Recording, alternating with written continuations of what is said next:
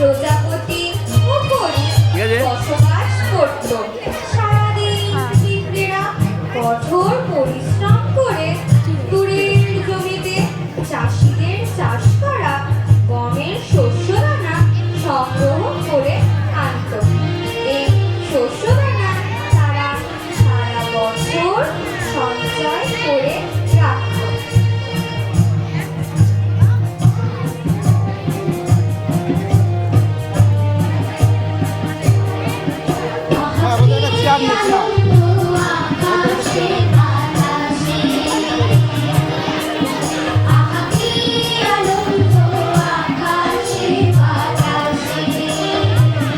চেয়ারটা নেই, এখানটা ছাড়, কারণ তো আমাদের নাহলে অসুবিধা হবে।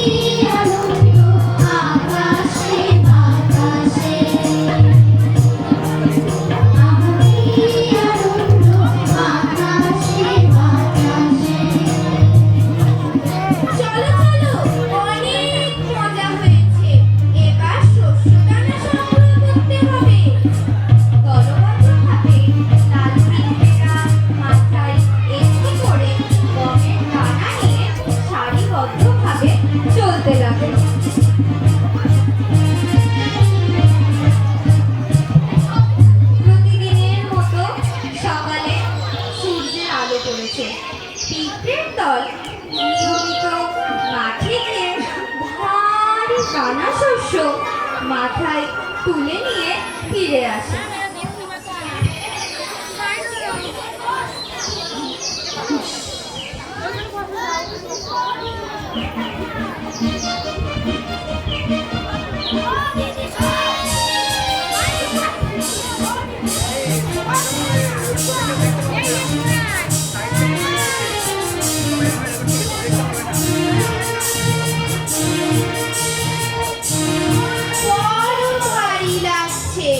ভারী লাগলেও খাবার তো সংগ্রহ করতেই হবে। ঠিকই বলেছো, আজ সময় মতো না গেলে বেটা চাষি সব বাড়ি নিয়ে পালাবে, আমাদের ভাগে কিছুই জুটবে না। কি হলো তোমাদের? তোমরা থেমে গেলে কেন? তাই তো দেখছি আমরা পিছিয়ে পড়েছি। চলো চলো ভাইয়া, আর দেরি করা যাবে না। এভাবেই তারা খুব যত্নের সাথে দানা শস্য মাথায় করে বয়ে এনে ভাড়ারে জমিয়ে রাখত।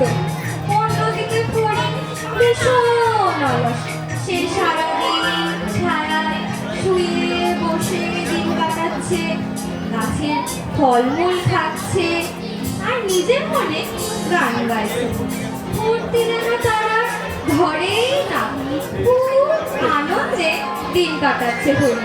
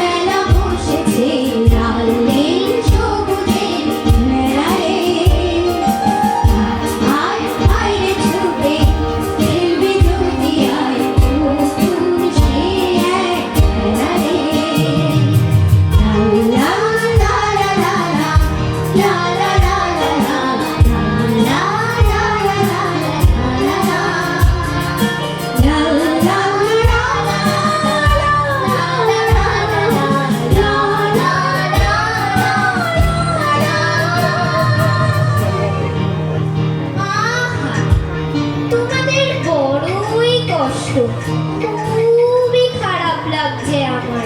কত পরিশ্রম করো তোমরা, একটু বিশ্রাম নাও, বুঝলে? না না, আমাকে আটকেও না, ছেড়ে দাও বলছি আমাকে। আমার দেরি হয়ে যাচ্ছে। শস্য দানা সব তুলে নিয়ে যাবে চাষিরা। বেশ বেশ, যাও, তোমরা কেবল কাজই করো।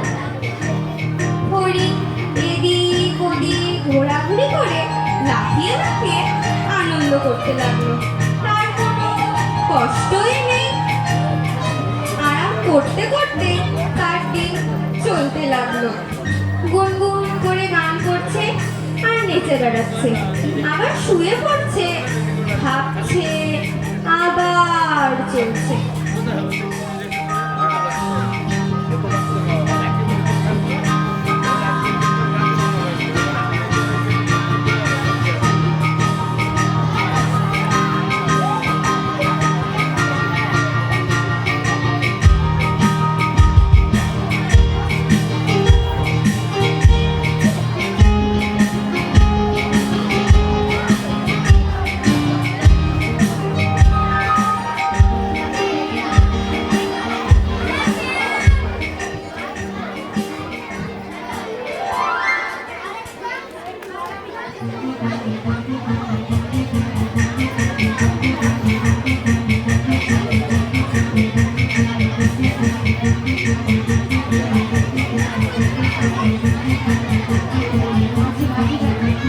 মাঝে দাঁড়ান।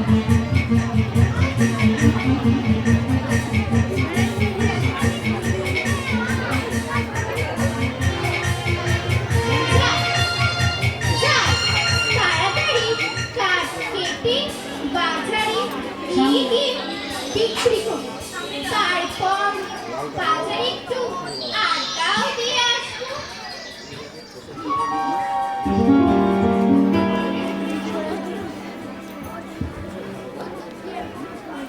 এই গাছের কাঠটা বেচে ভালো দাম পাবো।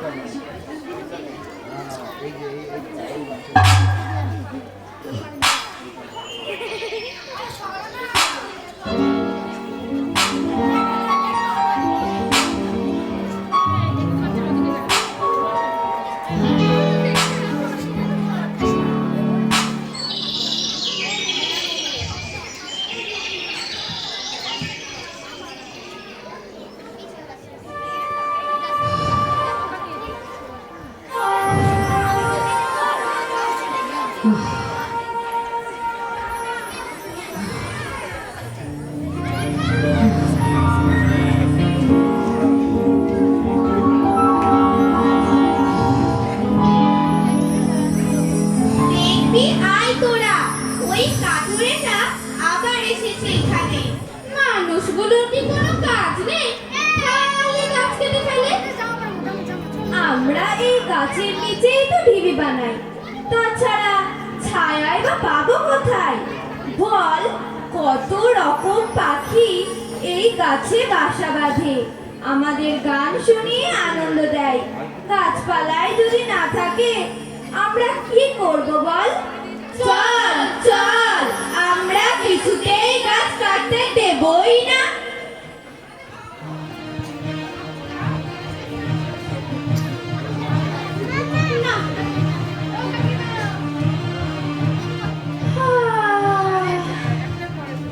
না, বেলা হয়ে যাচ্ছে, আর দেরি করা ঠিক হবে না।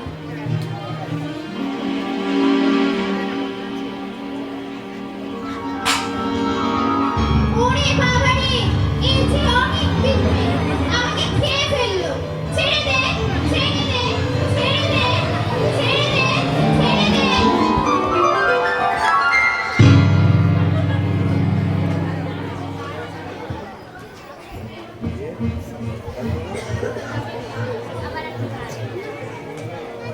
আহা, কি যে ভালো লাগছে আজ, খুব গান গাইতে ইচ্ছে করছে। এত চিন্তা ভাবনা করে কি লাভ? ভবিষ্যতে যা হবে দেখা যাবে। এখন আমার খুব খুব মজা হচ্ছে। দেখ দেখ,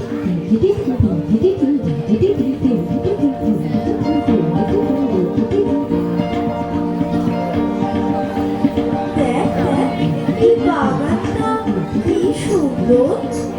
হ্যাঁ রে, বাগানে একটি হরিণ কি সুন্দর লাফাচ্ছে দেখ। খুব ফুর্তিতে আছে দেখছি। চল আমরা ভাগ করি। ও হরিণ ভাইয়া, হরিণ ভাইয়া, কেমন আছো? চারিদিকে এত ঝলমলে রোদ উঠেছে, ভালোই কাটছে দিন। তা তোমরা এই বাগানে কি মনে করে?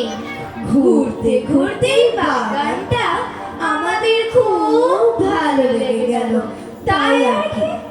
তোমরা আমার গান শুনবে? শুনবো শুনবো শুনবো। প্রজাপতি প্রজাপতি কোথায় পেলে ভাই এমন রঙিন পাখা? প্রজাপতি প্রজাপতি কোথায় পেলে ভাই এমন রঙিন পাখা? চোখে লালনি ঝিলমিলি আঁকা বাঁকা, কোথায় পেলে ভাই এমন রঙিন পাখা? প্রজাপতি প্রজাপতি কোথায় পেলে ভাই এমন রঙিন পাখা? তুমি ফুল তুলে কোনো ফুলে মধু খাও, মোর বন্ধু হয়ে সেই মধু নাও। তুমি ফুল তুলে কোনো ফুলে মধু খাও, মোর বন্ধু হয়ে সেই মধু নাও। তুমি পাখা দাও সোনালি রূপালি পরাগ মাখা, ওই পাখা দাও সোনালি রূপালি পরাগ মাখা। কোথায় পেলে ভাই এমন রঙিন পাখা? প্রজাপতি প্রজাপতি কোথায় পেলে ভাই এমন রঙিন পাখা? কোথায় পেলে ভাই এমন রঙিন পাখা? কোথায় পেলে ভাই এমন রঙিন পাখা?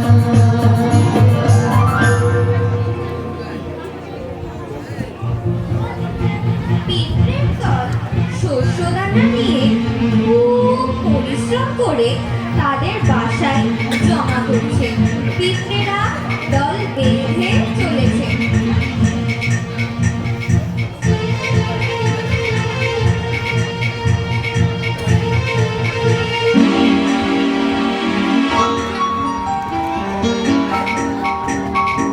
কি যে ভারী, বইতে পারছি না, খুব ক্লান্ত লাগছে। কেউ যদি আমার শস্যদানা বয়ে নিয়ে বাসায় পৌঁছে দিত, খুব ভালো হতো। হরিণ পিঁপড়েকে সাহায্য না করে তার দিকে তাকিয়ে হাসলো। শ্রীমান ফড়িং, তুমি দয়া করে এই শস্যদানা আমার বাসায় পৌঁছে দিতে পারবে? যদি পারো তাহলে সত্যিই আমার খুব উপকার হবে। কিন্তু ফড়িং পিঁপড়ের কথায় কান না দিয়ে নিজের মনে গান গাইতে থাকলো। ছোট্ট পিঁপড়ে খুব কসরত করে নিজেই শস্যদানা তুলল। ফড়িংয়ের দিকে চাইলো অত্যন্ত বিরক্তিকর দৃষ্টিতে। তোমরা এত কাজ কেন করছো পিঁপড়ে? এসো একটু বিশ্রাম করো, আমার গান শুনে আনন্দ পাও। গ্রীষ্মকালের দিন, চারিদিকে এত ঝলমলে রোদ্দুর, এত আলো। তোমরা কাজ করে কেন এত সময় নষ্ট করছো? ছোট্ট পিঁপড়ে ওর কথা না শুনে মাথা নিচু করে আরো তাড়াতাড়ি মাঠের দিকে যেতে উদ্যত হলো। আরে বোকা পিঁপড়ের দল, এসো আমরা নাচ গান করি, আনন্দ উপভোগ করি। এত কাজকর্ম করে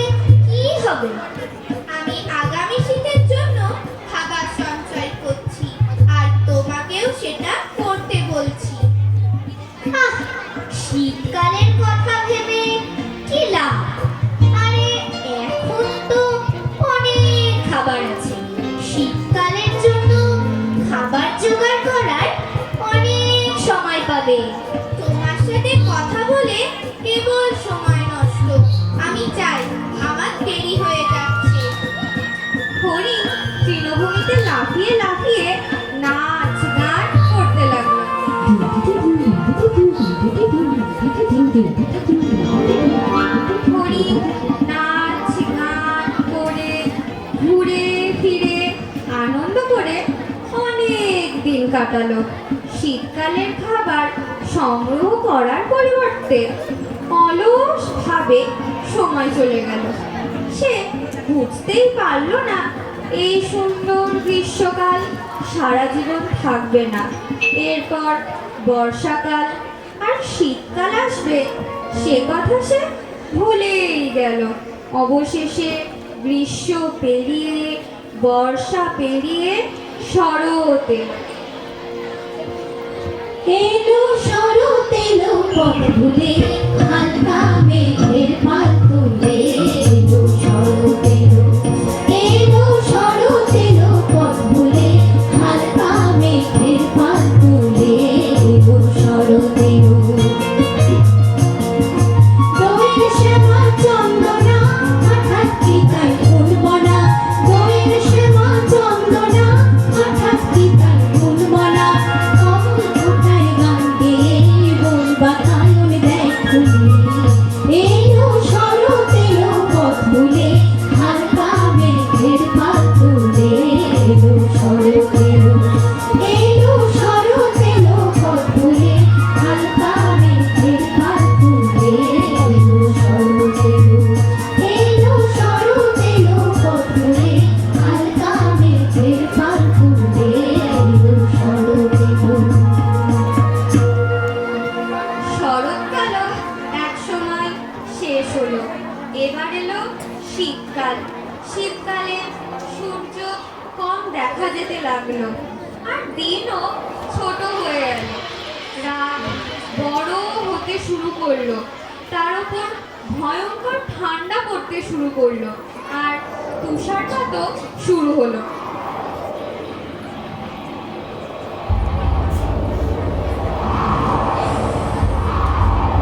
হরি ঠান্ডায় কাঁপতে লাগলো। সে শুকনো পাতা দিয়ে নিজেকে ঢাকার চেষ্টা করলো। বড্ড শীত লাগছে, দেখি শুকনো পাতা দিয়ে নিজেকে ঢেকে ফেলি। বড়ই ঠান্ডা হাওয়া বইছে, পাতাগুলো উড়ে চলে যাচ্ছে।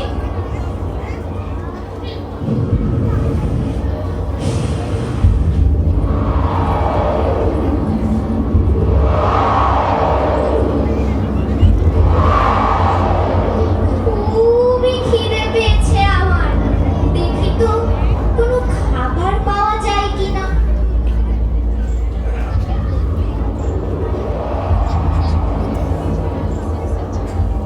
না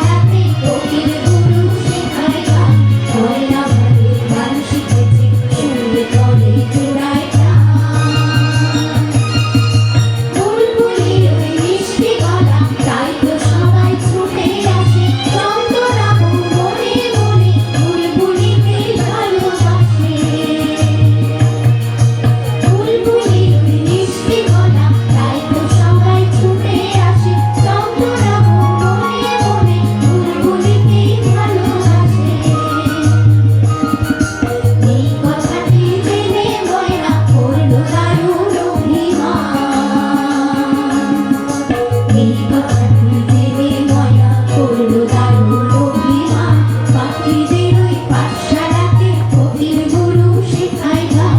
ময়না ভালোই গান শিখেছে, শুনলে পরে জোড়ায় প্রাণ। ময়না ভালোই গান শিখেছে, শুনলে পরে জোড়ায় প্রাণ। ময়না ভালোই গান শিখেছে, শুনলে পরে জোড়ায় প্রাণ। কি হে ফড়িং ভাইয়া, তুমি এত কাঁদছো কেন? আর বলো না ভাই, আমার দুঃখের কথা কি বলবো। ঠান্ডায় ভীষণ কষ্ট পাচ্ছি, আর প্রচন্ড খিদেও পেয়েছে আমার। আহা, তোমার কি কষ্ট গো। তুমি আমার পালকের মধ্যে এসে আশ্রয় নাও, একটু উষ্ণতা পাবে। কিন্তু ভাই, আমি তো তোমাকে খাবার দিয়ে সাহায্য করতে পারবো না। কিন্তু ভাই, আমি তো আর খিদের কষ্ট সহ্য করতে পারছি না। তা ফড়িং ভাই, তুমি কেন না খেয়ে আছো বলো তো? যখন মাঠে শস্য ছিল তখন কেন শীতকালের জন্য খাবার সঞ্চয় করনি? আমি তো তখন নাচ, গান আর ঘোরাফেরা করতেই ব্যস্ত ছিলাম। খাবার সংগ্রহ করার জন্য আমার যথেষ্ট সময় ছিল না। তাহলে ভেবে দেখো ভাই, সময় না সময় রান্না করে তবে কত কষ্ট পেতে হয়। ওহো, খুব শীত, কি করব, কোথায় যাব আমি? ভাবতেই পারিনি শীতকাল এতটা কঠিন হবে। খাবার সঞ্চয় করিনি, আবার আমি তো কাউকে সাহায্যও করিনি। কি যে করি এখন, এই শীতে আশ্রয় বা কোথায় নিই, খাবারই বা কোথায় পাবো? শীতের পরশ লাগে প্রাণে, পাতা ঝরায়। শীতের পরশ লাগে প্রাণে, পাতা ঝরায়। আবার সকাল উঠবে ভোরে, তারি আশায়। শীতের পরশ লাগে প্রাণে, পাতা ঝরায়। শীতের পরশ লাগে প্রাণে, পাতা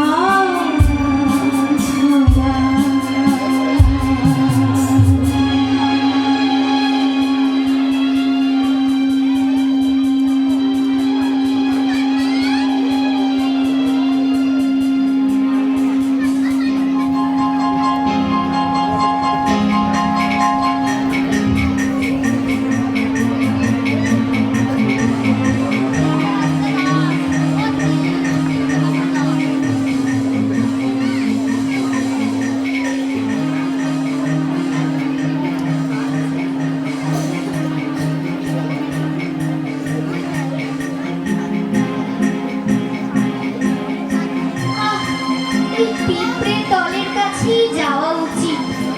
ওদের কাছে গিয়ে কিছুটা খাবার চাই, আর আশ্রয় তো দরকার।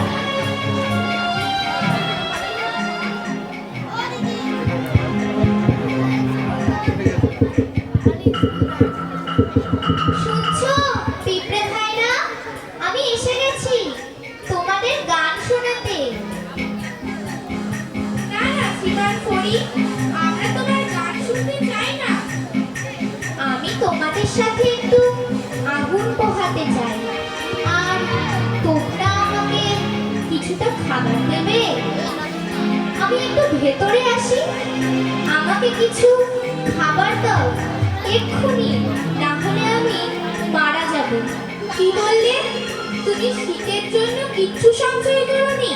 তাহলে তুমি সারা গ্রীষ্মকাল ধরে কি করেছো?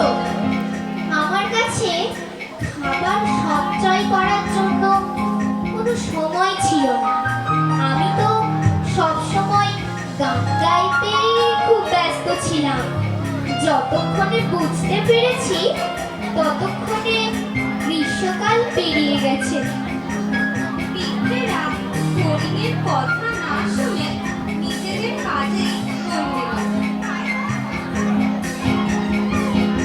সারা গ্রীষ্মকাল জুড়ে আমি কঠোর পরিশ্রম করেছি, আর তুমি আমাকে নিয়ে মজা করেছো, হেসেছো, গান গেয়েছো, নেচেছো।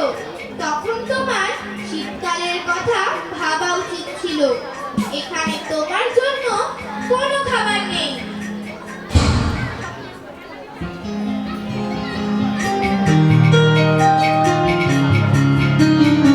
অবশেষে বৃদ্ধেদের দয়া হলো হরিণের এই দুরবস্থা দেখে।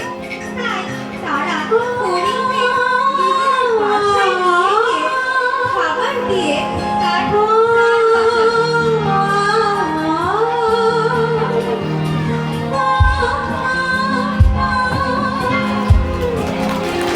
এসো বন্ধু, এসো আমাদের ঘরে, নির্বিষে কাজ করিয়া হাসি গাই প্রাণ ভরে। এসো বন্ধু, এসো আমাদের ঘরে, নির্বিষে কাজ করিয়া হাসি গাই প্রাণ ভরে।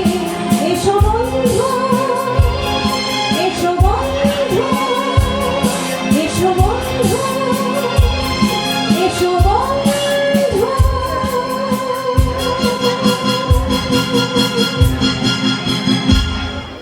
সুতরাং আমরা শিখলাম যে সময়ের কাজ সময়েই করা উচিত।